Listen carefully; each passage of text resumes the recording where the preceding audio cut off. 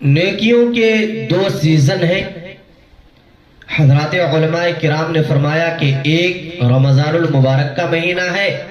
جس میں اللہ تبارک و تعالی بکثرت ثواب عطا فرماتے ہیں،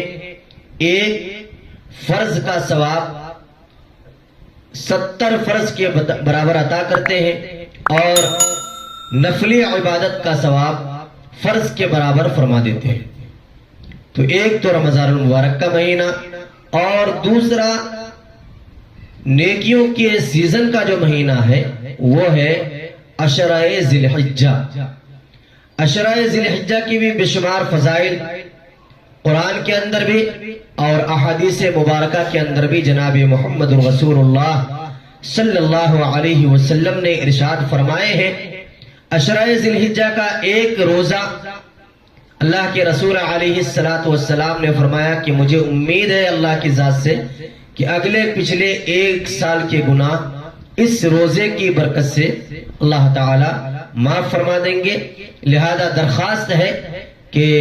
اس عشرہ ذی الحجہ میں جب بھی آپ کی زندگی کے اندر یہ ایام آئے تو اس میں خوب اہتمام کریں، دعاؤں کا اہتمام ہو، قرآن کی تلاوت ہو، نماز ہو، ذکر و اذکار ہو،